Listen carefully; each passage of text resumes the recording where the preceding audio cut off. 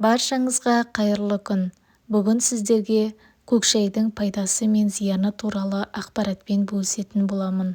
Ол үшін видеоны соңына дейін көріп, маған лайк басып пікір қалдыруды ұмытпаңыздар. Көк шайдың пайдасы өте мол. Көк шай адамды семіртпейді, несеп бөлу және жүрек бұлшықеттерінің қызметін күшейтеді, қан қысымын төмендетеді. Адам жанын сергітіп, сейілтеді. Көк шай жан мен тәнді жадырататын дәруменге бай. Ол жүрек тамыр ауруларына, әсіресе қан тасу мен атеросклероз сырқатын емдеуге шипа. Адамдардың ерте қартаюына, әжімнің ерте түсуіне ағзада дәрумендер мен микроэлементтердің аздығы басты себеп екендігі белгілі. Ал көк шайдың құрамында бұл витаминдер ынталандырушы құрал ретінде емдік мақсатта қолданады. Тұнба құрамында дәрумендер болғандықтан оның алкогольге қарсы күші де бар. Қытай, Жапон елдерінде көк шай жоғары бағаға ие. Американдық зерттеушілер көк шайдың адам терісінің өліп бара жатқан жасушаларын тірілтетінін анықтаған. Көк шайдың құрамында ДНК-ның өзгеруіне, рак ауруына ұшырататын радикалдармен күресуге бейімді болып шықты. Сонымен қатар сау жасушаларды қорғап ісікті жоятын қасиеті де бар. Болашақта ғалымдар көк шайдан диабет пен тері ауруларын емдейтін дәрі алмақшы. Таңертең ащы кофе ішуге үйренгенсіз бе? Оның жүрек пен бауырға зиянды екенін білесіз бе? Егер оны шипалы сусынға ауыстырғыңыз келсе, көк шайды таңдаңыз. Көк шайға 1 бөлік лимон мен шай қасық бал қосыңыз. Адамға мол күш-қуат беретін сусынның дайын болғаны. Көк шай жүйке жүйесін тынықтырады. Ал кейбіреулер оны салмақ тастау үшін де ішеді. Көк шайдың бауырға пайдасы: сусынның тазалағыш қасиеті болғандықтан оны қалыпты нормада ішу бауыр мен өт қабының жұмысына пайдалы болады. Олардың белсенділігін жақсартуға Р және С витаминдері көмектеседі. Бірақ бұл өнімнің құрамында полифенол бар екенін ұмытпаған жөн. Егер көк шайды шамадан тыс ішсеңіз, бұл заттардың көп мөлшері бауырға зиян болуы мүмкін. Бүйрекке көк шай ағзаға пайдалы болу үшін шай жапырақтары дұрыс қайнатып, сусынды дұрыс қолдану керек. Қан тамырларына сусынды дұрыс пайдаланса, жүрек тамыр жүйесінің жағдайы жақсарады. Көк шайдың осы пайдалы қасиеттері келесі процесс арқылы жүзеге асырылады. С витаминді қаны сұйылтып, тамырлармен жүруін жеңілдетеді және қан қысымды төмендетеді. Калий жүрек бұлшықетін қатайтады. Р дәрумені қан тамырларының сергектігін көтереді. Антиоксиданттар зат алмасу процестерін ынталандырады және қылтамырларды зиянды холестериндердің жиналуына қарсы тұрады. Сүт қосылған көк шай пайдалы ма? Сүт қосылған көк шай ішу ағзаға пайдалы деген қайшы пікір. Шайға сүт қосып ішу ағзаға сүттің қоректік заттарын сіңіруге көмектеседі деп саналады. Осындай әдіспен жасалған сусынды орталық жүйке жүйесі жұқарған жағдайда ғана және бала емізетін әйелдерге сүттің шығуын жақсарту үшін ішсе болады. Дегенмен сүт шай антиоксиданттарының жағымды әсерін бейтараптандырады деген пікір де бар. Көк шайды қаншалықты жиі ішуге болады? Көк шайдың ағзаға пайдасы мен зияны өнімнің сапасына, қайнату әдісі мен қолдану жиілігіне байланысты. Сондықтан сусынды ішкеннен кейін әсер алу үшін келесі шарттарды сақтау қажет. Жаңа және жоғары сапалы өнім сатып алыңыз. Шай жапырақтарын 60-90 градусқа дейін қыздырылған таза сумен дайындау керек. Шайды аш қарынға және кешке ішпеңіз. Көк шайды алкогольмен біріктірмеңіз. Дәріні көк шаймен ішуге болмайды. Тым қою немесе ыстық қылып ішпеңіз.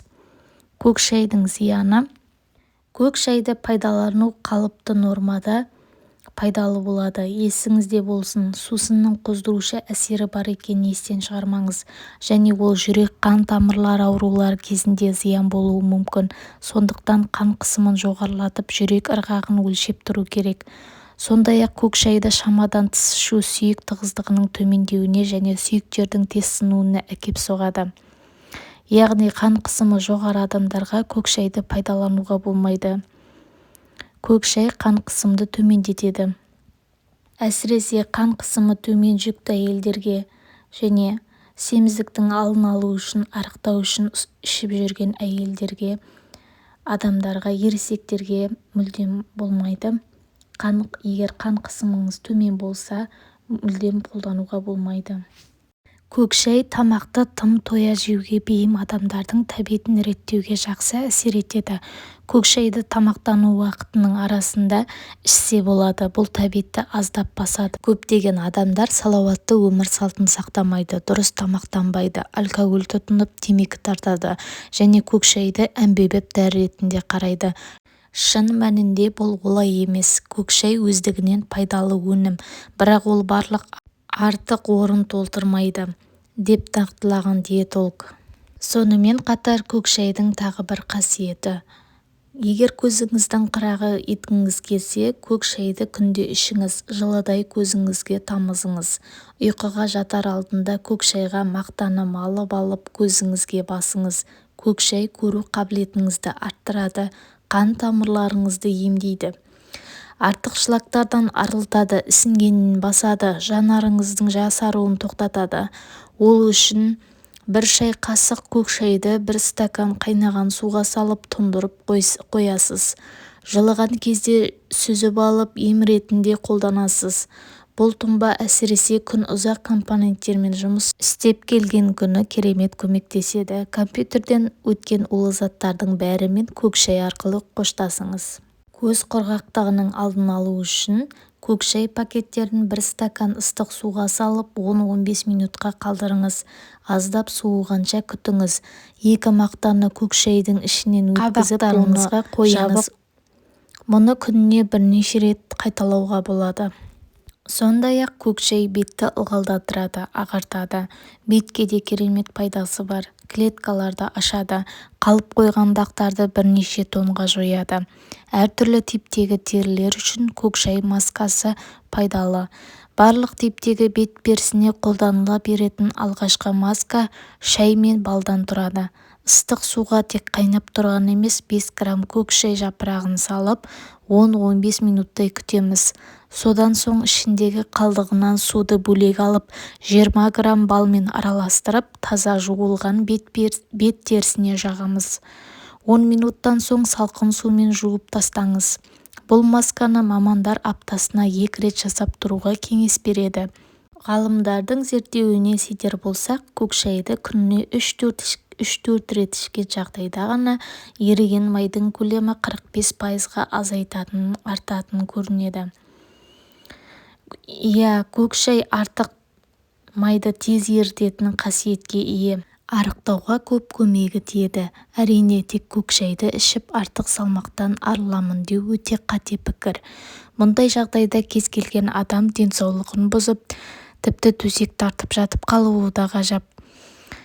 Сондықтан да бүгін біз көк шаймен қалай арықтауға болады, ас мәзіріне қандай тағамдарды қосқан дұрыс және тағы басқа да сұрақтарға жауап іздейтін боламыз. Көк шай өте пайдалы сусындардың бірі. Егер көк шайды қансыз ішіп кеңестерімізді бұлжытпай орындайтын болсаңыз, 4 апта ішінде 5-6 килодан арықтауға болады. Бұл сіз ойлағандай керемет нәтиже болмауы да мүмкін. Бірақ сіз көк шай арқылы денсаулығыңызға ешбір зиян тигізбей салмақ тастауға қол жеткізесіз. Себебі көк шай тек диета жағдайында ғана емес, денсаулыққа да тигізер пайдасы мол. Шайдың бір түрі антиоксидантқа бай, қартаюды тежеп, артериялық қан қысымын қалыпқа келтіреді. Ағзадан токсиндерді, тұздарды шығарып, қабынудың алдын алады. Сонымен қатар үнемі көк шайды ішіп жүрген жағдайда қан тамырлары нығайып тазара түседі екен.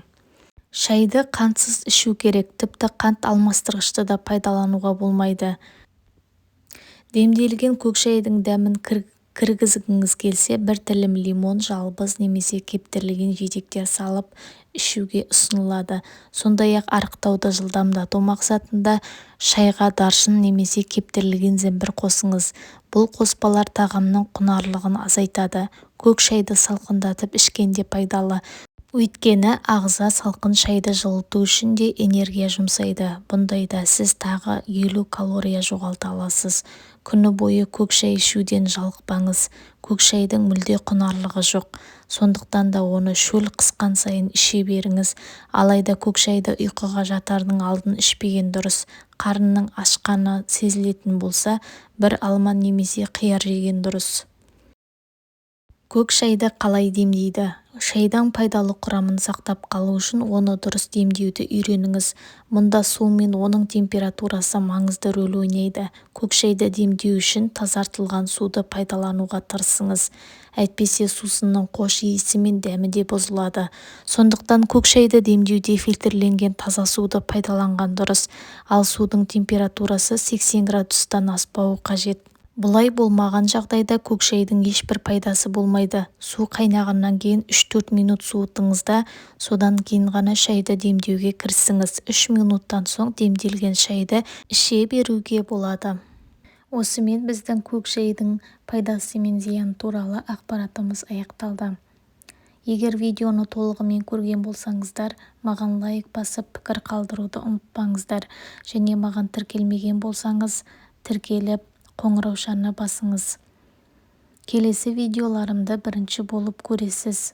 Және менің каналымда пайдалы ақпараттармен қоса түрлі оңай дәмді әрі жеңіл жасалатын, үйде бар тамақтармен жасалатын рецептілермен бөлісетін боламын. Міндетті түрде каналыма тіркеліңіз.